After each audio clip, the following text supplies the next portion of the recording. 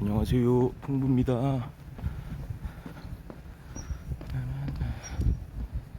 어,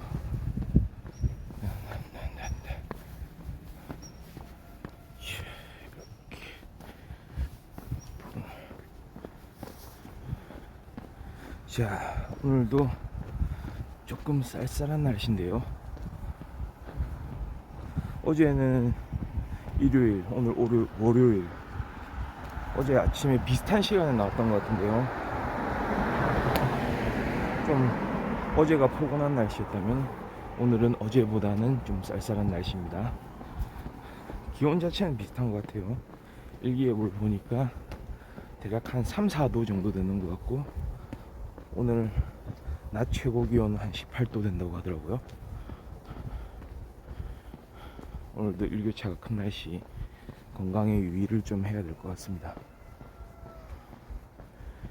오늘도 안개가 좀 많이 끼었어요. 이렇게 뿌옇게 이제 보이죠.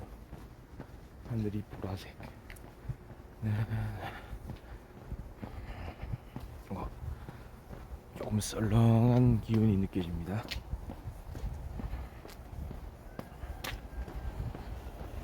그러나 오늘도 이렇게 활기차게 한번 풍부 걸어보겠습니다.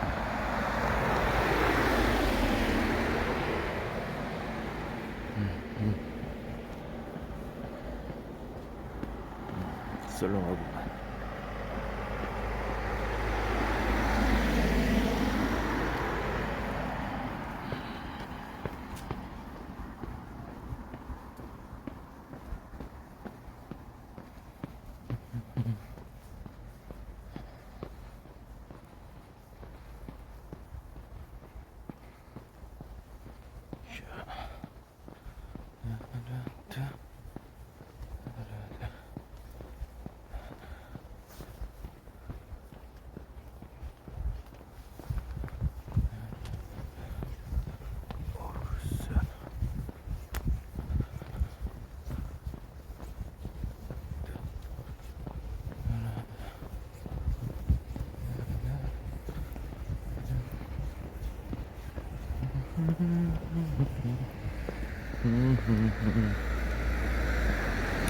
오늘이 벌써 10월 25일이네요. 10월이 거의 다 가고 있어요.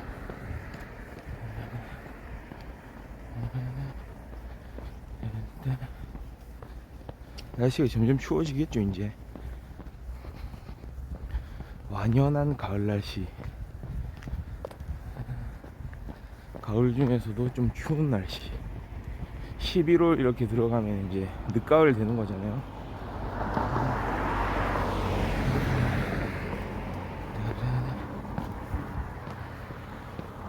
늦가을의 날씨가 이제 펼쳐질 것 같습니다. 중간에 좀 서서히 약간 포근한 가을 날씨 이런 게 좀 있었으면 좋았겠는데 그렇지가 않더라고요, 요즘 날씨는. 10월 한 중순까지도 좀 더운 날씨가 지속이 됐던 것 같아요. 막 여름 날씨. 그런데 갑작스럽게 막 한파가 오고, 반팔을 입던 사람들이 외투를 갑자기 꺼내 입기 시작하고 막 이런 날씨 됐잖아요. 약간 서서히 이제 기온이 내려가는, 서서히 가을 겨울을 맞이하는 그런 날씨가 좀 되면 좋은데, 사람들 다닐 때도 좋고 그런가. 근데 갑자기 막 겨울 날씨 비슷하게 이렇게 떨어져 버리니 약간 적응이 어려운 그런 때가 좀 많은 것 같아요. 예, 어서 오세요. 어서 오세요. 네. 오늘 날씨가 쌀쌀합니다, 좀. 예, 안녕하세요.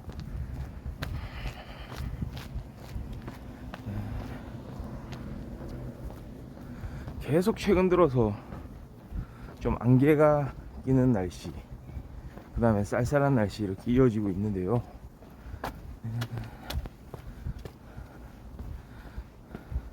특히 월요일날 이런 날씨면은 조금 더 그렇죠.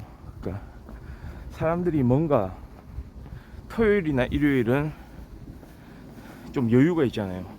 그런데 월요일은 뭔가 이제 또 새로운 주의 활동을 해야 되는 그런 시작되는 날이라서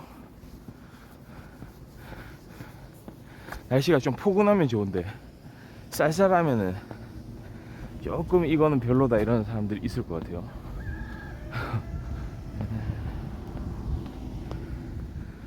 새벽닭 울음소리 들리고요.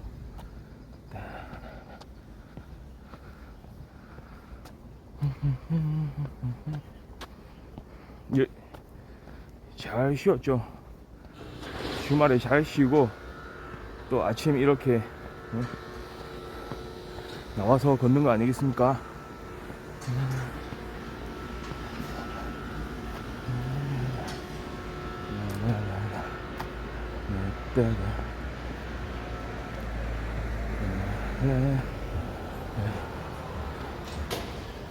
와, 맞아요.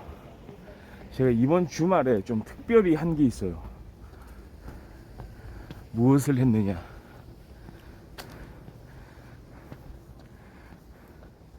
지난번에 오징어 게임을 정주행했듯이 또 넷플릭스를 좀 봤거든요. 이번 주말에도 뭐를 봤느냐? 좀 많이 알려진 드라마예요. 넷플릭스 다음은 이거다 막 언론에서도 얘기 많이 하더라고요. 뉴스에서도 막 많이 다루고. 마이네임이라고.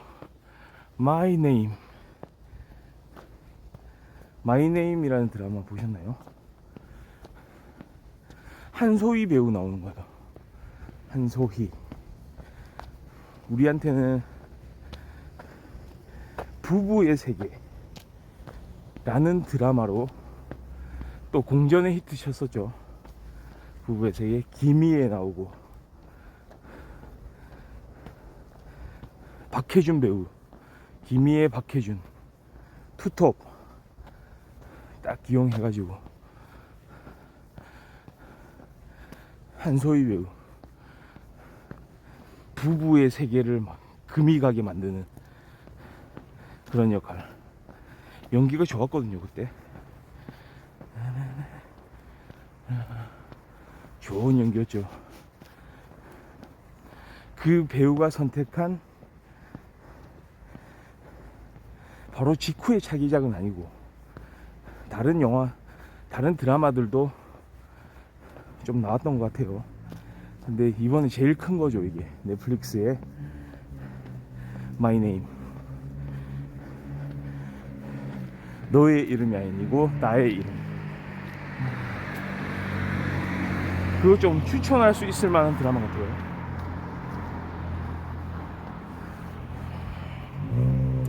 마이네임. 총 8부작인데요. 오징어 게임이 총 9부작이었던 거에 비해서 넷플릭스에서 제작하는 드라마들은 딱 그 러닝 타임이 어떤 틀에 맞춰야 된다 이런 게 없는 것 같아요. 한국 드라마는 약간 틀 같은 게 있는데 넷플릭스는 좀 자유로운 것 같아요. 그렇지 않습니까? 회차가 제각각 차이가 나더라고요. 마이네임 재밌게 봤어요.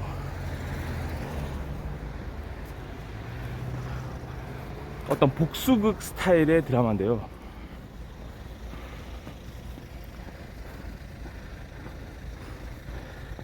반전도 있고요. 스토리 자체도 좀 재미난 부분이 있어요. 특히 제일 좋은 거는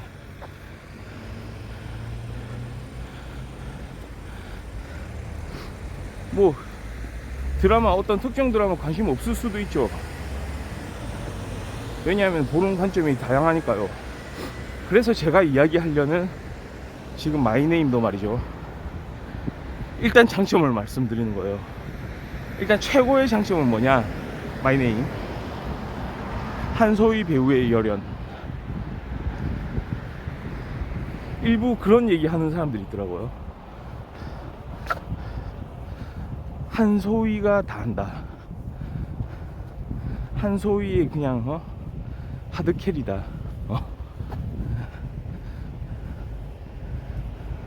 한소희의 그냥 원맨쇼다. 뭐 이러는 사람들도 있어요. 일부 그 본 사람들 뭐 얘기를 들어보면 그 정도로, 그러니까 말하자면 한소희 배우가 연기를 잘한다는 거죠. 그 극 중의 역하고 이미지가 딱 맞아 떨어져요. 자료 그 약간 시간이 이제 거슬러 올라가 가지고 막 이렇게 이제 진행되는 장면이 있는데, 그때의 나이에도 어울리는 그런 스타일을 보여주거든요. 딱딱. 아, 한소희라는 배우를 모르세요? 그럴 수밖에 없죠. 부부의 세계를 안 봤으면은 모를 가능성이 좀 많겠죠. 근데 요즘에 신에 제일 떠오르는 여배우 중에 한 명이다. 그 중에서도 거의 탑급이다. 뭐 이렇게 이제 볼 수 있거든요.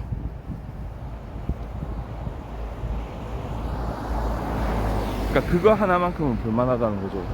한소희 배우의 연기 잘해요, 확실히. 부부의 세계, 그때 막 훈련이 많이 된 것 같아요. 아주 연기 훈련. 원래부터도 잘했을지 모르겠는데 그런 역을 하기가 어렵거든요. 특히 액션 씬이 많아요. 액션 장면들 본인이 직접 하는 장면들이 많더라고요. 예.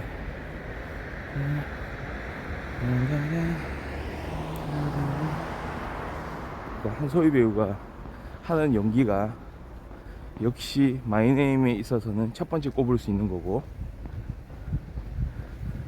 그 다음에 이야기도 장르 영화긴 한데, 장르 드라마긴 한데 좀 재밌는 측면이 있어요. 그 다음에 또 배우 한 명을 더 들 수 있죠. 박희순 배우. 박희순, 와, 연기 잘해요. 그러니까 약간 조직의 보스 이런 연기를 하는데, 기존의 박희순 배우가 보여주던 연기들보다 한층 더 중후한 연기를 보여주던데요, 여기서.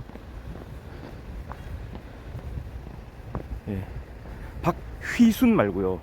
박휘순은 개그맨이고요. 개그맨 박휘순 말고 박희순 배우 있어요. 그 여배우 중에 박예진이라는 배우가 있잖아요. 결혼했죠. 박희순, 영화 배우예요. 휘순이 아니고. 그러니까 그 둘의 관계에 초점이 맞춰져 있거든요. 극 중에서 한소희하고 박희순 두 배우의 이제 어떤 그런 관계에 초점이 맞춰져 있고, 그 다음에 조직이 등장하고 경찰이 등장하고 그렇습니다. 충분히 재밌게 볼 수 있는 드라마입니다. 그런데 이제부터 시작이죠. 그런데 이제 조금 비평이 들어갑니다. 드라마에 대한 비평. 제가 마이네임에서 아쉬웠던 게 딱 있었어요. 그냥 딱 봤을 때 아쉽다. 뭐가 아쉽냐, 참 개인적인 의견입니다. 뭐 다르게 생각할 수도 있어요. 완전히 정반대로 생각할 수도 있겠지만, 저는 제일 아쉬웠던 거, 첫 번째, 캐스팅이 아쉬워요. 캐스팅.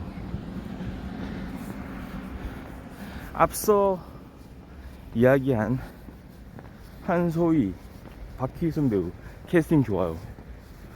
이 둘의 캐스팅은 어떻게 보면은 한수, 아주 좋은 수를 둔 거하고 똑같아요. 비슷해요. 그런데 제일 아쉬웠던 부분 뭐냐, 배우들이 보면, 그 역을 담당했던 실제 배우들이 보면 조금 아유, 섭섭할 수도 있겠지만 저 그렇게 생각합니다. 일단 한소희의 아버지로 나오는 배우 조금 아쉬워요. 조금.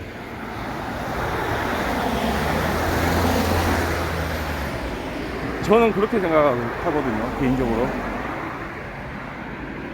그러니까 그 해당 극에서요, 드라마에서요, 비중이란 게 있잖아요. 드라마의 비중.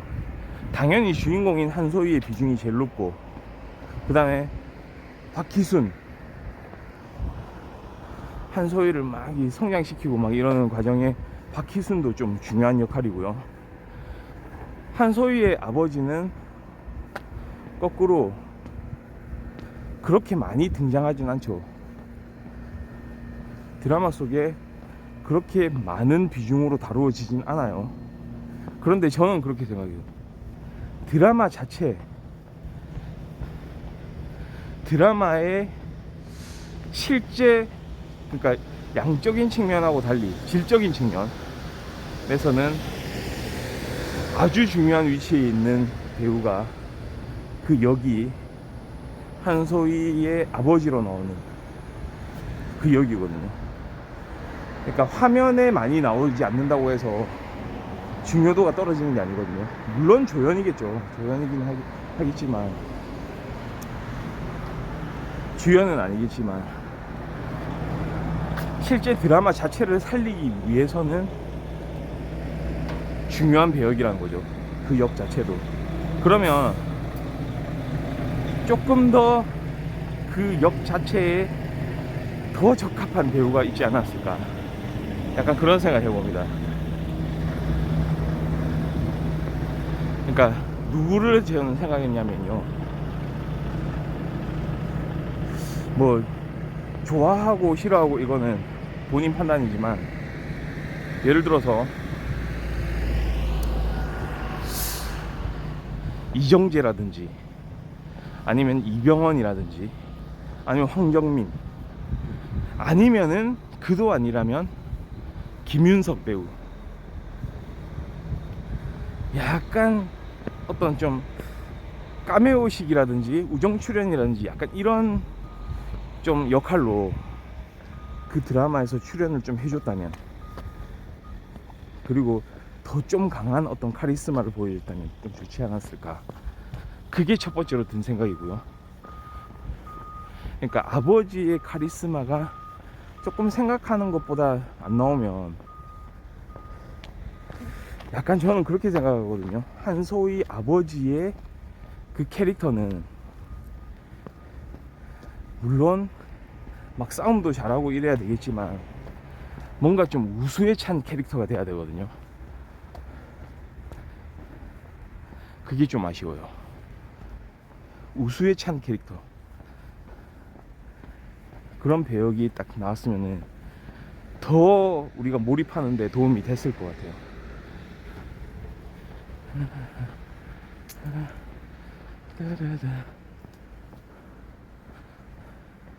지금 뭐 임채무 배우, 영규진 배우 말씀하시는데요, 나이대가 좀 달라요. 그러니까 그 좋은 배우들이 나오더라도 그 역의 이미지를 또 생각을 해야 되거든요. 나이 차이가 또 한 세대를 이렇게 넘어가 버리면 시청자들이 몰입할 수가 없어요. 그러니까 나이도 고려를 해야 돼요.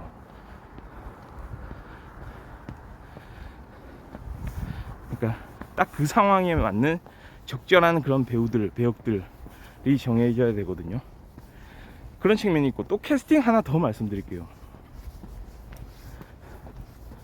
개인적으로 봤을 때 또 이제 경찰들이 많이 등장하는데요, 그 경찰 중에 안보현 배우라고 있어요. 안보현 배우. 이 배우는 어디 나왔냐면 이태원 클라스라는 작년에 방영했던 드라마 같아요. 아마 제 기억으로 JTBC였던 것 같은데요.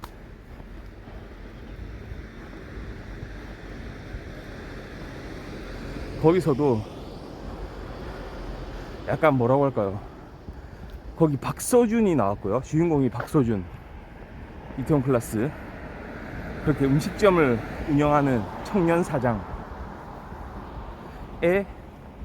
그런 막 도전하고 막 이런 거 이겨내고 막 계속 막 앞으로 가고 막 약간 상남자 드라마, 그게 이태원 클라스였는데요. 거기에 악역으로 나왔어요. 악역. 거의 나쁜 놈 끝판대장이 있고 그 끝판대장보다 조금 아래에 있는 그런 나쁜 놈 중간대장, 중간보스, 이런 느낌으로 나왔어요.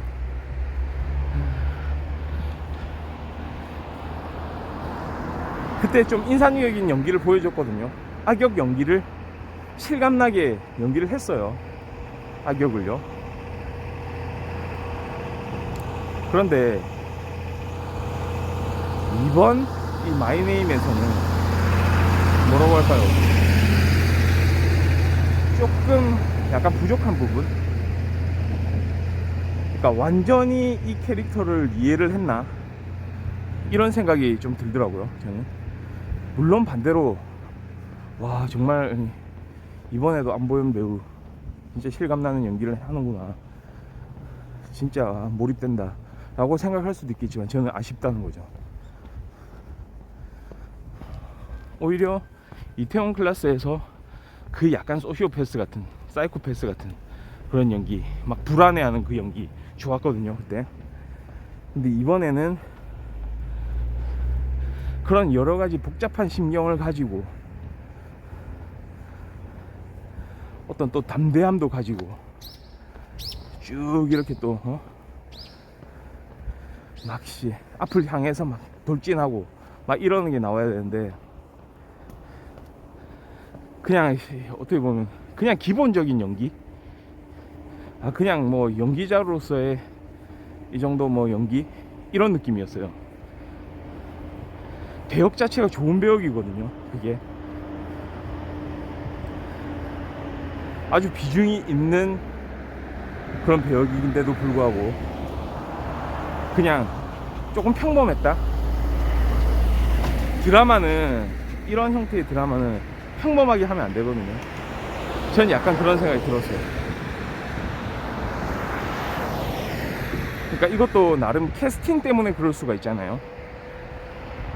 그러니까 본인 스스로는 정말로 좋은 연기를 보여준 걸 수도 있는데, 특히 다른 배역을 맡았으면은 그 연기 자체가 거기에 적합할 수도 있는데, 저는 조금 적합하지 않은 느낌.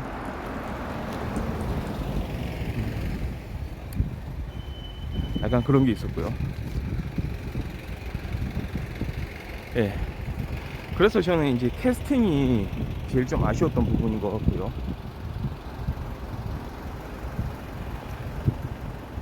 캐스팅. 그 다음에 드라마의 어떤 그게 개연성, 이런 얘기를 많이 하는데요. 그러니까 드라마가 이렇게 이야기가 쭉 진행이 되면서 어떤 하나하나의 설정들이 다 납득이 돼야 되거든요. 현실에서도 충분히 나올 수 있을 만한 그런 이야기들이 다루어져야 돼요, 드라마가.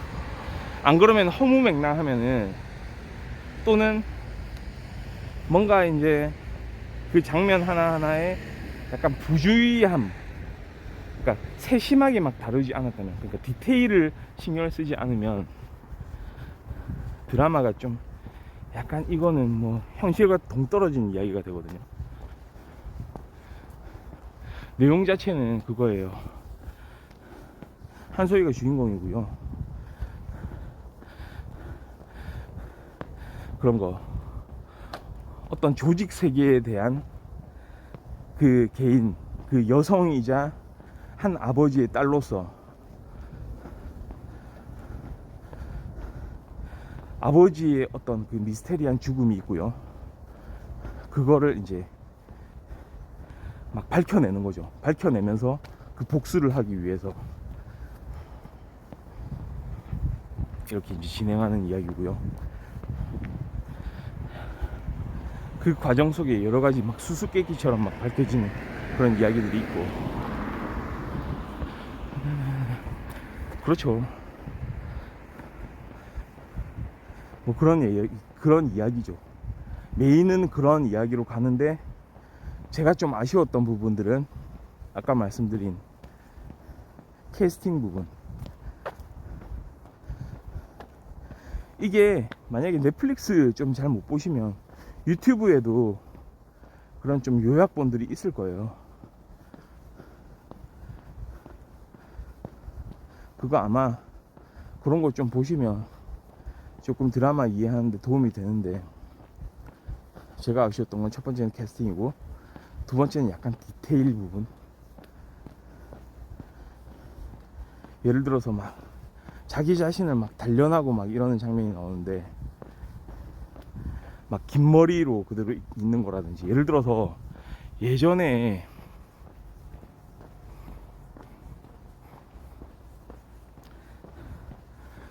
말이죠, 그 데미 무어가 출연했던 G.I. 제인이라는 영화 보셨나요? G.I. 제인, 아주 좀 옛날 영화예요. 한 90년대 영화였던 것 같은데요. 리들리 스콧 감독이에요, 그것도. 그러니까 한 여성이 이제 해병대에 입대해가지고 겪게 된 이야기들인데, G.I. 제인. 그때 데미 무어가 어떤 열연을 했냐면, 일단은 삭발을 하고 들어왔어. 삭발. 원래 데미 무어 하면 또 뭐 짧은 머리, 긴 머리 뭐 다 그냥 본인 스타일대로 이렇게 막 표현하고 이러는 배우인데, 그 당시 아마 최초로 삭발을 했을 거예요. 못 봤어요? G.I. 제인이라고 있습니다. 그러니까 미국 해병대를 다루는 영화인데요, 거기에 데미 무어가 입대해서 벌어지는 이야기들입니다. 좀 그런 장면들. 그러니까 뭔가 자기를 단련하기 위해서 막 격투기도 막 이렇게 배우고 막 훈련하고 이런 장면에서, 일단은 무슨 생각이 드냐면, 실전에서는 말이죠, 머리가 길면은 엄청나게 불리하죠. 잡힐 곳이 많잖아요. 그러니까 거기에서 주는 어떤 좀 그런 아쉬움, 그런 거. 그 다음에 중간중간에 조금 이 장면이 좀 필요했을까 라고 생각하는 부분들이 좀 있어요. 이 장면이 실제로 필요했을까, 아니면은 반대로 좀 이런 장면은 필요하지 않았을까.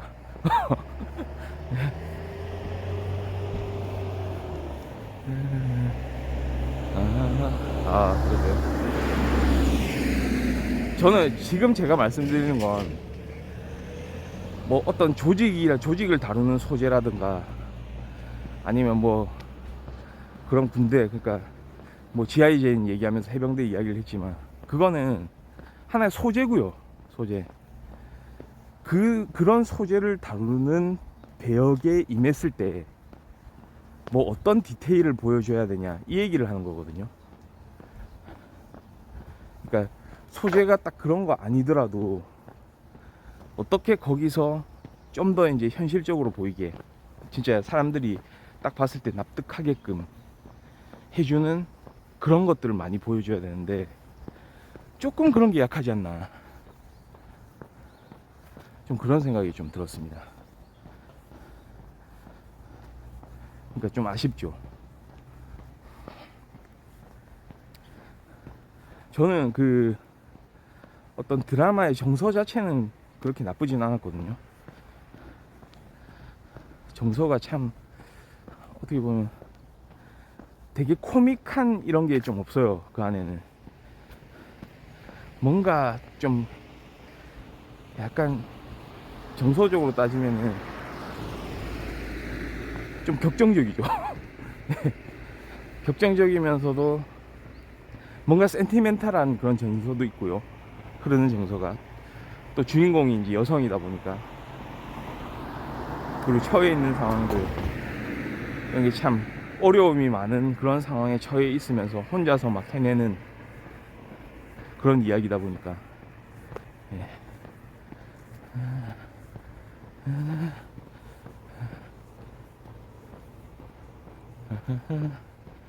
아, 또 봉준호 감독도 생각나죠. 디테일, 우리가 디테일 생각하면 또 봉테일 감독, 봉준호 감독 생각나지 않습니까? 예전에 제가 어디서 뭐 좀 되게 예전이었던 것 같아요. 프리젠테이션을 할 기회가 있었거든요. 예전에 많은 사람들 앞에서. 그때 제가 디테일을 다뤘어요. 이거는 어떤 디테일이 중요하다 라는 측면을 이야기할 때 예로 들었던 게 봉준호 감독이거든요.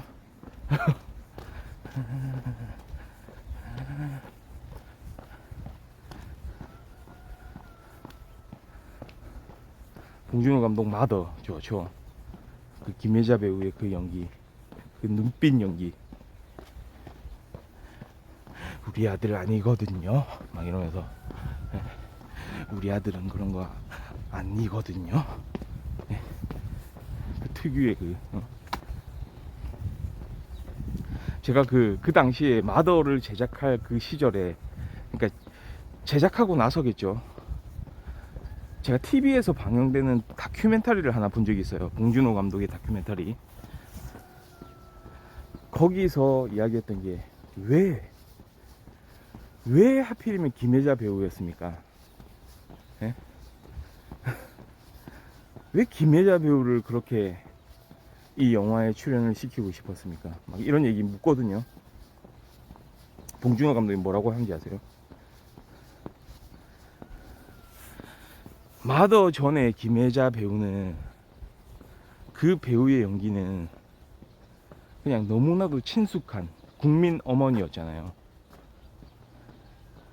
그런 분에게서 연기력을 확인을 했고, 그분의 다른 이미지, 그러니까 그 지금까지 연기 이면에 숨어 있는, 분명히 그 연기도 잘할 것 같은 새로운 이미지를 꺼내고 싶었다. 그래서 김혜자 선생님을 난 생각할 수밖에 없었다. 뭐 이런 얘기 했거든요.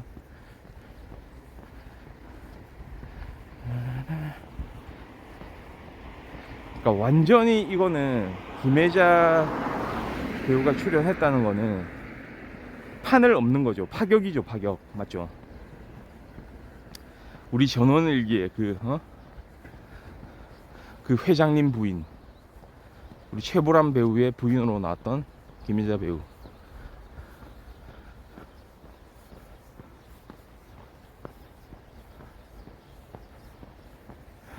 김혜자 배우가 마더 이전에도 마더에서의 그런 비슷한 연기를 했다고요?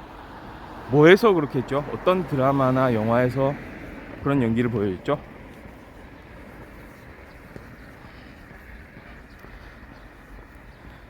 그러니까 이야기를 하려면요, 어떤 근거가 있어야 돼요. 그러니까 김혜자 배우가 연기를 잘하니까 봉준호 감독이 컨트롤을 안 했을 거다, 그냥 알아서 김혜자 배우가 연기를 했을 거다라고 하시는데, 그 근거는 뭐예요?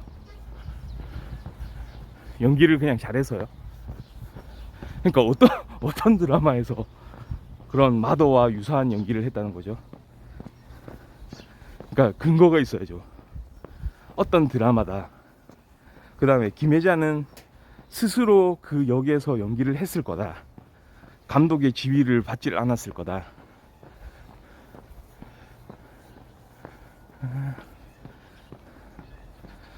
그러니까 딱 그 어떤 배역은 생각은 안 하세요? 그 드라마가 뭐였다. 지금 베스트셀러 극장 말씀을 하시는데, 베스트셀러 극장 일단 단막극이죠. 그 다음에 베스트셀러 극장 그 당시에 저도 좀 봤는데요, 딱 다루는 소재들이 좀 그랬어요. 예를 들어서 범죄물, 심리물 이런 게 많았죠. 그러니까 좀 그런 거 아니겠어요? 사실은 어떤 한 배우가 별의별 연기를 다 하죠. 별의별 연기 다 해요. 그러니까 좀 어느 정도 정형화된 연기를 한다 하더라도, 예를 들어서 미국의 탐 크루즈요. 탐 크루즈 하면 뭐가 생각나세요? 뭔가 정의의 사도 같은 느낌 안 드세요? 탐 크루즈 하면은 미션 임파서블 딱 생각나죠. 그 다음에 옛날에 어렸을 때 우리 80년대 탑건, 막 비행기 전투기 조종사,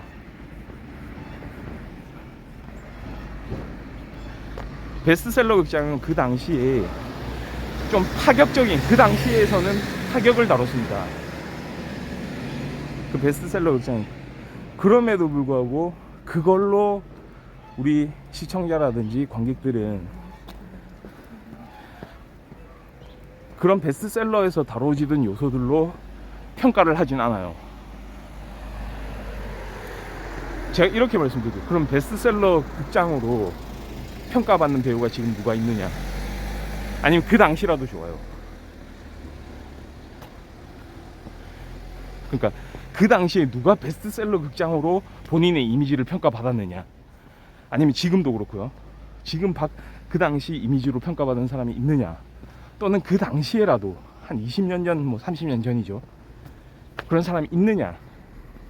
그러니까 왜 제가 탐 크루즈 말씀을 드리냐면, 탐 크루즈가 그냥 지금 나이가 많은데도 불구하고 되게 날렵한 연기, 뭔가 첩보요원, 뭔가 정의를 수호하는 역할, 막 세계를 누비는 역할. 아니 그러니까 수도 없다고 말씀을 하시는 건 좋은데 실제로 그 근거를 딱 대야죠. 아, 이 역에서, 이런 극에서 이런 연기는 막 이랬고, 이게 사람들의 어떤 마음속에 남아있다, 그 이미지가 정형화돼 있다, 이런 거를 이제 얘기를 해야죠. 탐 크루즈 얘기를 아직 다 하지 못했는데요, 제가 말씀드린 건 그거예요. 탐 크루즈는 악역 안 했을 것 같아요.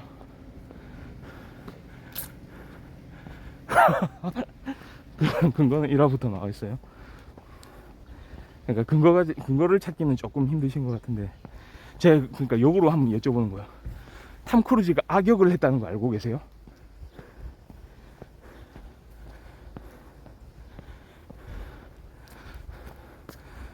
탐 크루즈의 악역 연기를 본 적 있으세요? 제가 드리는 말씀 그거예요. 우리가 탐 크루즈 하면은 뭐를 기억하고 있느냐? 예? 세계를 누비는 어떤 국가의 이제 요원으로서, 그렇죠? 아니면 뭐 조금은 이제 다른 제리 맥과이어 같은, 또 영화에서는 한 아이의 아버지로서, 어떤 스포츠 매니저로서. 그러니까 탐 크루즈 잘 모르시겠지만 탐 크루즈 하면 생각나는 이미지가 있잖아요. 제가 말씀드리는 거는 되게 전문적인 얘기를 하는 게 아니에요. 아, 우리가 그 배우 탐 크루즈 자체를 모르진 않잖아요.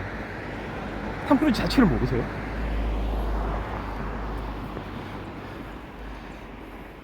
그러니까 미국을 대표하는 배우잖아요. 브래드 피트라든지 키아누 리브스라든지. 그러니까 제가 말씀드리는 의도는 그거예요. 이 배우를 우리가 어떻게 생각하고 있느냐, 어떻게 사회적으로 알려져 있느냐. 어떤 단막극에서 뭐 이런 연기도 했다더라, 이게 아니고,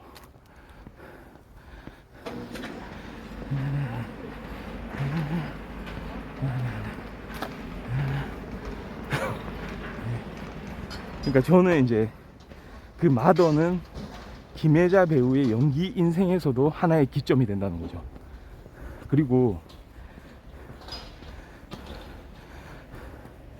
봉준호 감독도 맞아요. 그거는 좀 그렇게 얘기할 수 있어요. 김혜자 배우에게 많은 부분을 이렇게 연기에 대한 자율성 부여를 했다고 봐요, 저도. 근데 사실은 봉준호 감독이 완전히 막 그 배우한테 그냥 자율성을 주고 던져주고 막 이런 스타일이 아니거든요. 되게 디테일 하나하나를 신경 쓰는 감독이기 때문에 최소한 어떤 방향성에 대해서는 많은 논의를 했겠죠, 배우들하고. 그 다음에 그런 게 있겠죠. 처음에 연기를 지켜봤을 거예요. 그러니까 봉준호 감독의 어떤 스타일에 대해서 얘기를 하는 거예요. 저는 어디서 그런 걸 이제 말씀을 드릴 수 있냐면, 실제로 메이킹 필름을 봤어요. 메이킹 필름에서 배우들하고 어떻게 소통하는지 상당히 많이 해요. 그냥 배우한테 일임하지 않아요. 그 디테일은 그렇게 그냥 배우들하고 자율성으로 완전히 맡기고 그렇지가 않거든요. 그래서 디테일이라는 이제 별명도 붙었는데요. 그럼에도 불구하고 저도 김혜자 배우한테는 이런 게 있을 거다 생각하는 이유는 뭐냐면,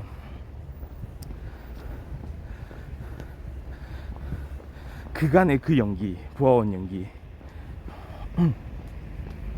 그 안에서 이제 다른 배우하고 다르게 어떤 섬뜩한 느낌 네. 그걸 발견했을 거거든요, 그 안에서.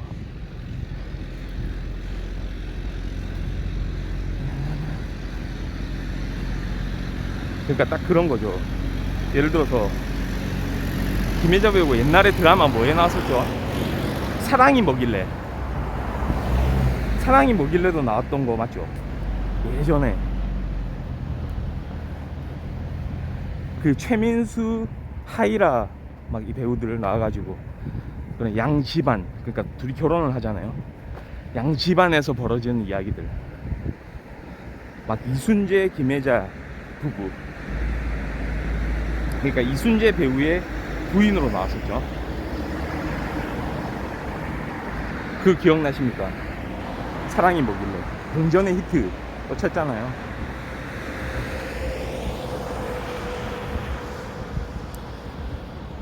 거기서 그러니까 저는 그런 생각을 하는 거예요.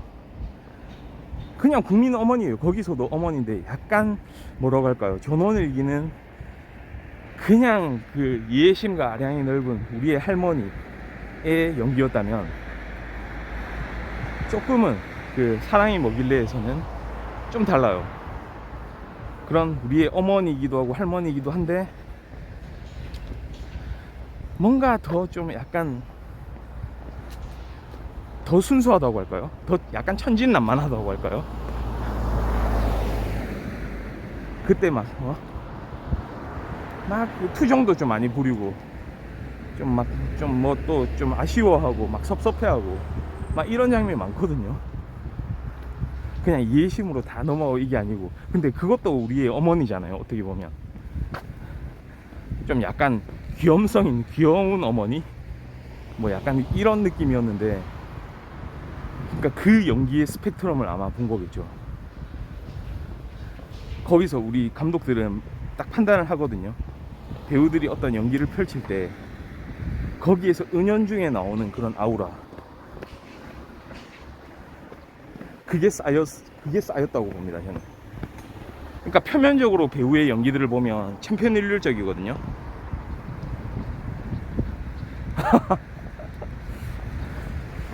김혜자 젊었을 때 연기요? 탐 크루즈의 그런 연기들을 많이 못 보신 것처럼요.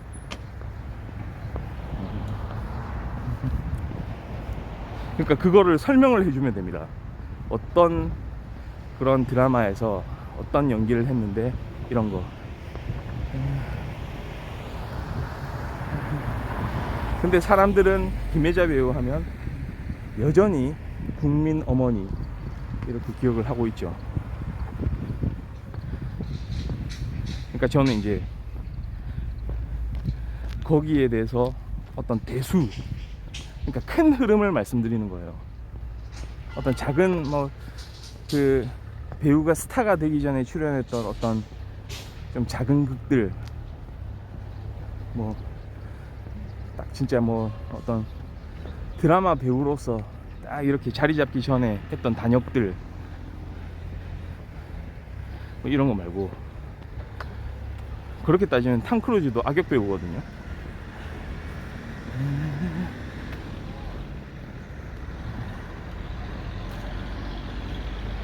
그러니까 저는 그런 성격 연기 이런 건 많이 봤어요. 김희자 배우가 했었던 그런 성격 연기들 있었죠. 그런 드라마들도. 고두심 배우도 마찬가지잖아요. 그렇게 생각하면. 옛날에 사랑의 굴레 보셨어요? 사랑의 굴레. 거기 우리한테 웬만해서는 그들을 막을 수 없다로 잘 알려진 노주현 배우가 나왔던 노주현 고두심 투톱 사랑의 굴레. 그때 딸로 제 기억에 김민정 배우도 나왔어요. 김민정 아역 배우 출신 스타 여배우요.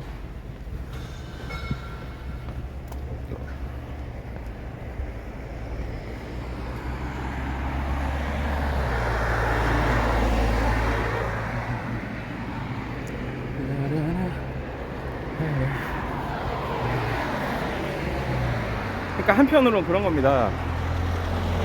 정말 대단히 연기의 스펙트럼이 넓은 배우들이 있죠. 대단히. 예를 들어서 저는 뭐 안 좋아하실 수도 있겠지만 황정민 배우 같은, 황정민 배우는 완전 극과 극을 달리잖아요. 연기를 진짜로 진짜 세상 제일 나쁜 놈 연기도 하고, 그 다음에 너무나 인간적인 연기도 하고, 너무 순박한 연기도 하고, 네. 좀 그런 측면이 있거든요. 그러니까 우리는 생각해 보는 거예요. 관객들은 이 배우 하면 떠오르는 이미지, 물론 그 중에서도 강한 부분이 있겠죠. 더 인상적인 부분이 있어요. 황정민 하면 뭐 우리 들어와 생각하잖아요, 신세계에서. 근데 한편으로 좀 더 생각해 볼까? 와이키키 브라더스의 그 찌질한 연기, 그리고 너는 내 운명에서의 그 좀 아주 순박한 연기, 일편단심하던 연기, 남자가 사랑할 때에서의 그 후회 가득한 연기, 그런 거 생각하게 되거든요.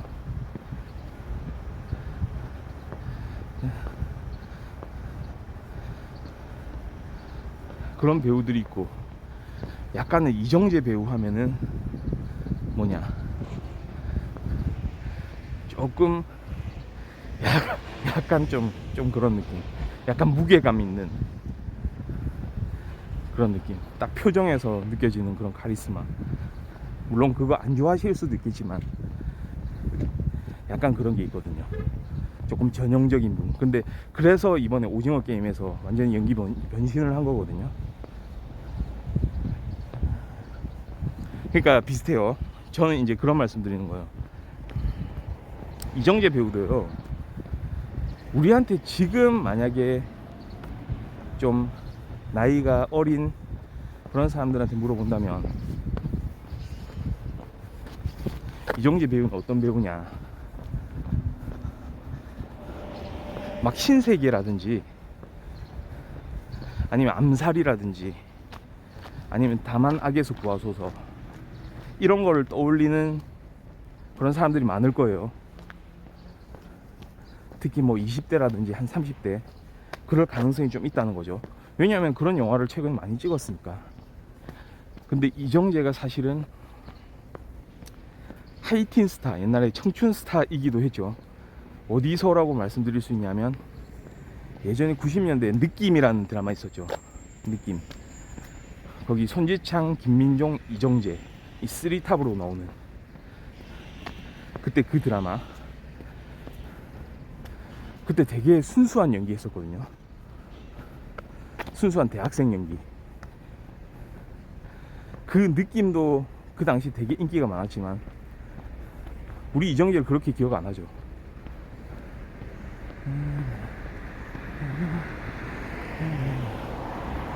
적어도 보세요, 모래시계는 오히려 그 더 전이에요. 느낌은 90년대, 모래시계는 80년대죠. 아 80년대 맞나요? 하여튼간 시기적으로는 앞섰을 거예요. 근데 그때의 이정재, 우리는 느낌의 이정재보다 모래시계의 이정재를 더 기억을 하죠.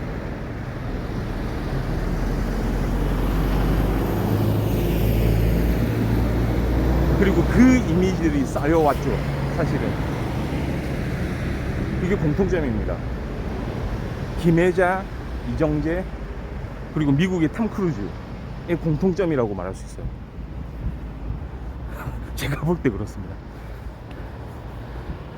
그러니까 나름의 근거를 가지고 말씀을 드리면 그렇게 말씀을 드릴 수가 있다는 거죠.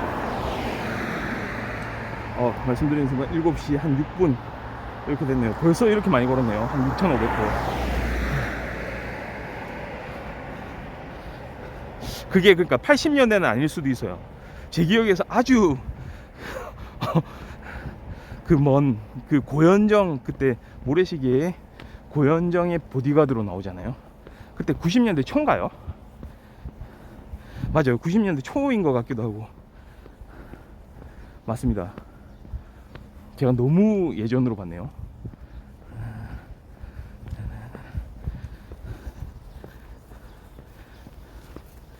맞아요. 80년대는 아니었던 것 같아요. 나이도 생각을 해보면 그렇죠. 이정재 배우가 70년대생이죠. 그러니까 느낌에 출연하기 전에 먼저 이제 모래시계에 나왔었다는 거죠. 근데 그 이후에 느낌보다는 모래시계의 이미지가 많이 남아있다는 거죠.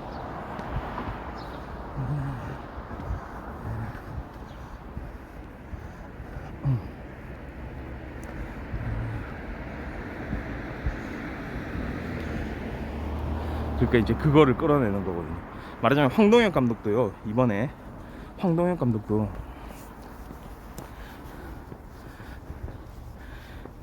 진짜 생각을 해보세요. 이정재 배우의 그 막 소탈한 면을 또 발견한 거 아니겠어요? 네. 잘 소비되지 않았던 그런 다른 측면의 이야기,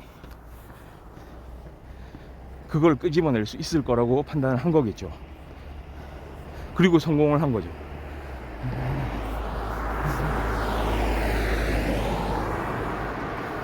그게 이제 감독의 눈이라는 거죠. 모래시계가 95년도예요. 맞아요. 한 그 정도 됐던 것 같아요. 느낌이 그 이후죠. 느낌이 그거보다는 이후였던 걸로 기억합니다.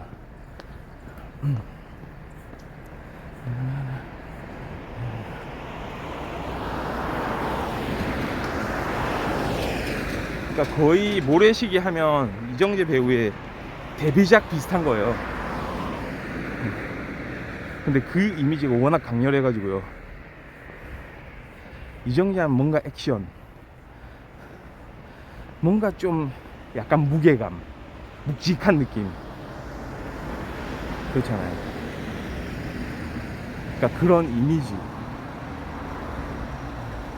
그게 중요한 측면이거든요. 어떻게 보면 완전히 생뚱맞은 배우를 자신의 영화에서 그렇게 캐스팅 해가지고 좀 그 배우로 이 연기를 보여주겠다, 이거 사실 쉬운 일이 아니거든요. 그래서 기존에 그런 스타일로 연기를 했던 사람들을 찾는 거고요.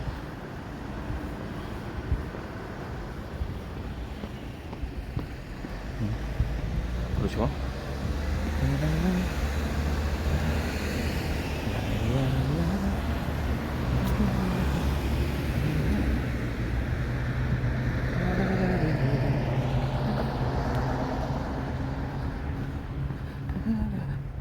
72년생이에요 이정재 배우가. 그러니까 아직 50도 안 됐네요. 49세인가요? 잠깐만. 72년생이면 올해로 딱 50이네요. 한국 나이로. 그러니까 맞아요. 형님 말씀이 맞아요. 이정재 배우가 그렇게 나이 많은 배우는 아니에요.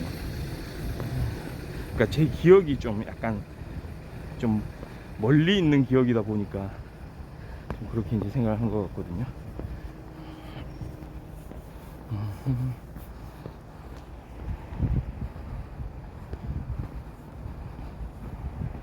그러니까 물론 모래시계의 그 반향이 훨씬 컸었죠. 그건 사회적으로도 막 이슈가 된 드라마였으니까요, 그 당시에.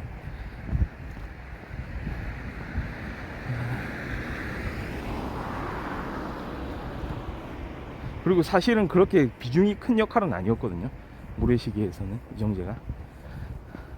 대신에 그 이미지 하나만큼은 어떤 그 안에서의 한 포인트를 이제 책임지는 거죠. 완전히 그냥 이미지로 압도하는 캐릭터. 그런 거였던 것 같아요. 근데 그게 그런 게 그러니까 결국은 배우들한테 약이 될 수도 있고 독이 될 수도 있는 것 같아요. 그렇죠.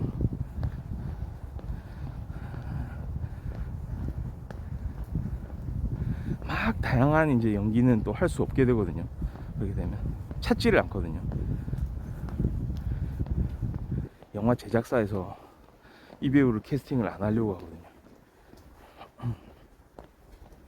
근데 저는 약간 오징어 게임에서 좀 괜찮았던 부분이 이정재 배우가 뭔가 내려놓고 하는 연기, 그게 좋았어요.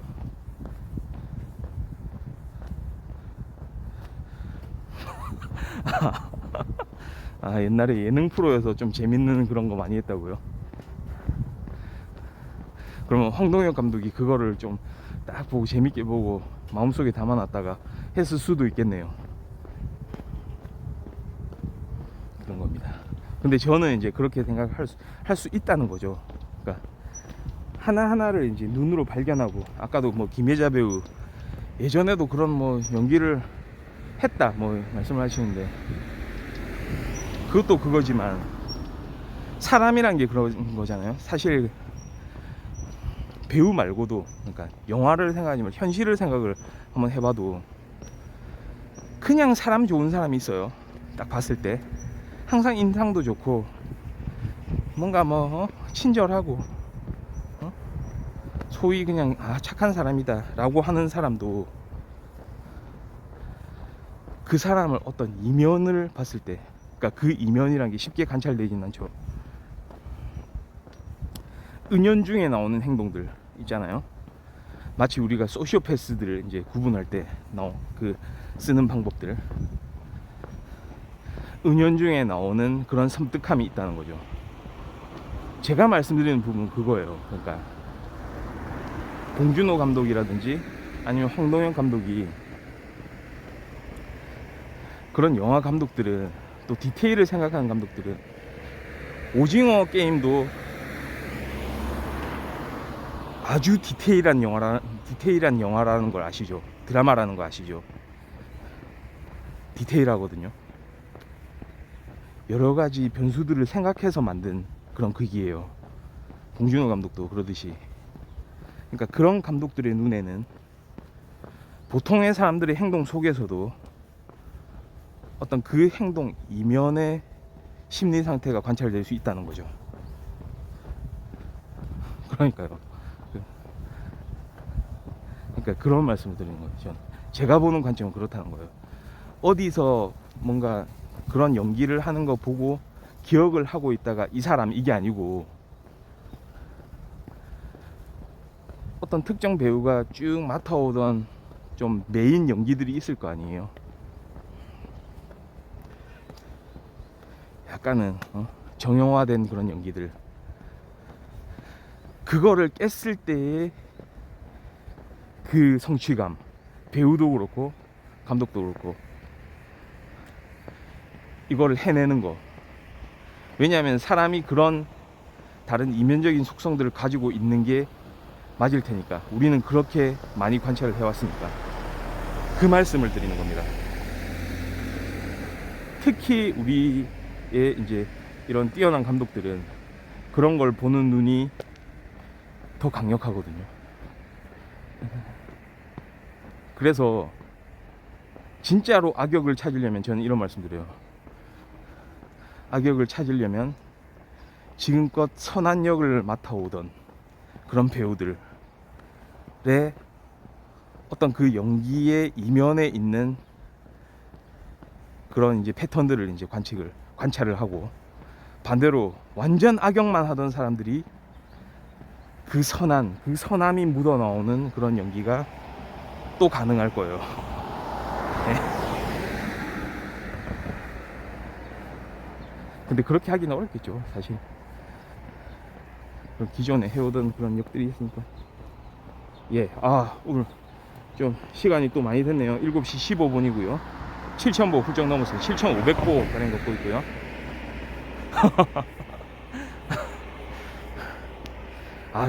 좀 우리 아름다운 영화, 좀 밝은 영화들을 좀 많이 보면 좋겠죠, 그렇죠?